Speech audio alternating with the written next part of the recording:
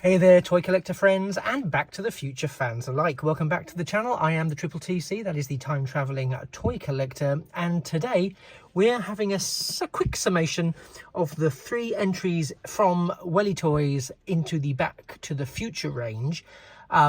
Each of them a 1:24 scale die-cast, mostly model of the DeLorean time machine as it appeared in Back to the Future Part 2, and Back to the Future Part 3. Now, so far I've done an individual video for each of the 3 vehicles, highlighting what they capture really well, but also highlighting where there may have been 1 or 2 minor disappointments along the way. But what I thought it would be handy to do is just to sort of sum up the entire sort of run of those 3 videos with a single video that brings all 3 of these vehicles together. I'm balancing them precariously on my turntable, just so that we could get all 3 of them in shot. And I will take them in hand one by one, but I'm not going to go through each of them the way I have done in the individual videos. This is just, if you like, just by way of shutting down what we've already looked at. I've got all of their, as you can see here, individual additional accessories plugged in. They all have, for those of you who've not seen the individual vehicles, they all have working gull-wing doors and a relatively well detailed interiors, although see the individual videos for discussions on that.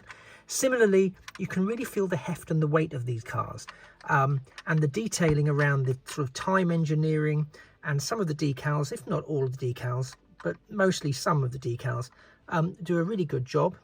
There we go, of capturing the essence of these 1980s classic vehicles. I think they do an excellent job of that, if nothing else. There were some minor disappointments around the second entry into the fray. Again, I'm not going to overly go over all of those, but you'll probably spot aspects of it. So if you want to confirm if you're right, check out the video for this particular one, the Part 2 car. It is disappointing that both Part 2 and Part 3 come with a very ill-fitting Mr. Fusion that really doesn't like to stay where it's positioned. So that is a shame. Let's pop this one over here.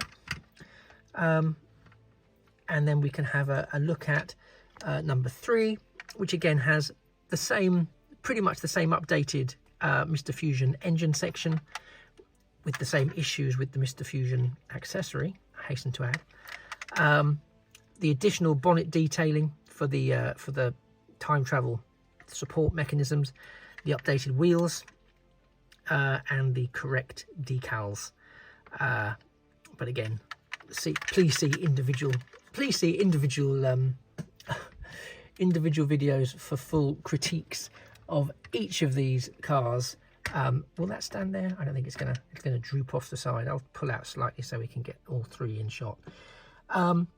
But again, they are really overall I must say, not because I'm contractually obliged, but because I mean it, I must say that overall the 3 vehicles do an exceptionally good job of representing, yeah, well, it would be that one, of representing the DeLorean cars as they appeared in the Back to the Future range. There was a bit of follow-up from a couple of people about the second one, about the engineering required to make the wheels do the required flipping under. And I get, please don't think that I don't get it, that it would have required some additional tooling.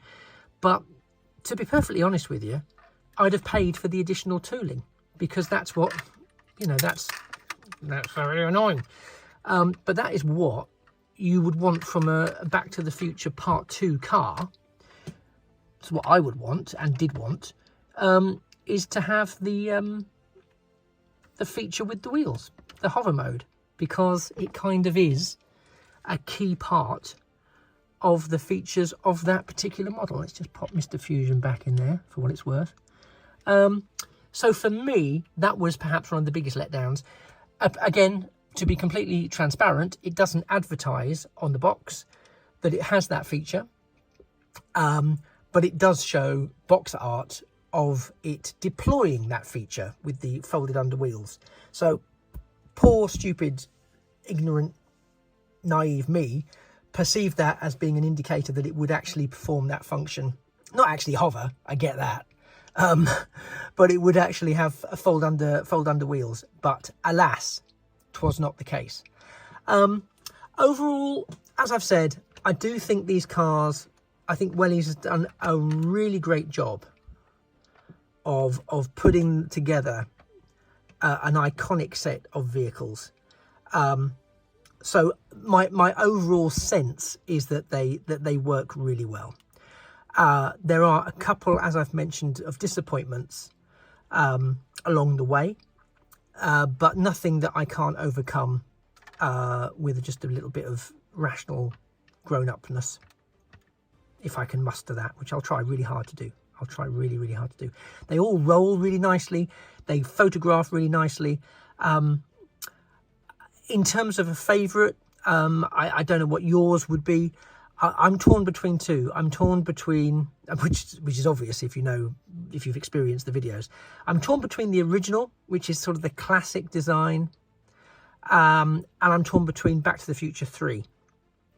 I think the reason Back to the Future 3 is because it does have the additional detailing with the wheels.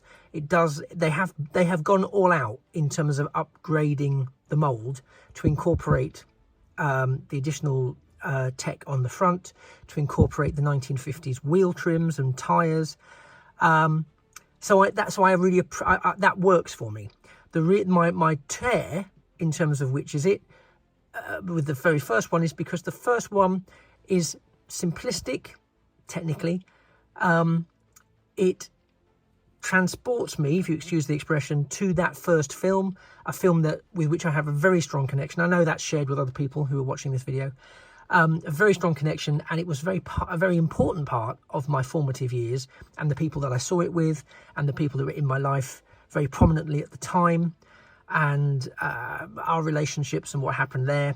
And yeah, there was many an awakening occurred during the period of Back to the Future 1 in 1985-86 here in the UK. Well, I think it came out in 86 here in the UK. So yeah, so I have a lot of memories and wrapped up in it, which is why sort of the car from Back to the Future 1, for want of a better phrase, it kind of draws me to it. But it is a real toss-up between 1 and 3. That's not to say I don't have affection for 2, but they let me down with the wheels and they let me down with the decals, and the other 2 didn't. So that's really why I have the feelings I have from that perspective.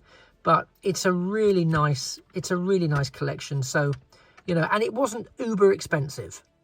It wasn't like I was paying $50-60 for each of the vehicles. I didn't quite pay that for all 3 together because I got them as a deal at a Comic-Con. And I'm going to say that there was no con involved in it. They were sold as seen, and the boxes didn't tell me anything that wasn't true.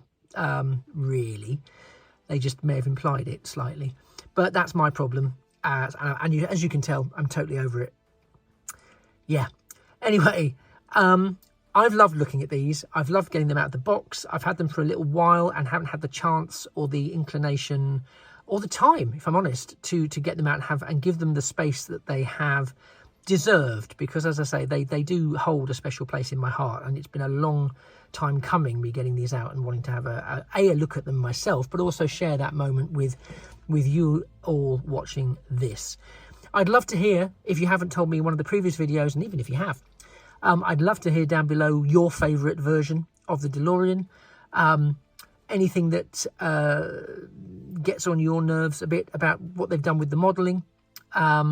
Anything that you've picked up from the previous videos. And indeed, any sort of major, sort of iconic 70s, 80s, 90s, maybe, cinematic vehicles that may be out there in the toy line that really resonate with you. Maybe something that you had growing up and you're immediately transported to that sort of time when you see that toy or you see a newer version of that toy, let me know. I'd really love to hear from you. You've been a fantastic companion as I've looked through these cars, and indeed in today's video and previous ones if you've sat through those as well. So I'm just grateful. I'd love to hear your thoughts. Please do let me know. But that's all I have to say. This is a closing of the chapter of these Back to the Future models. I will now put them on display. Yes, all three of them will go on display. And it just remains for me to say that things of beauty really are toys forever. Take care. Bye-bye for now.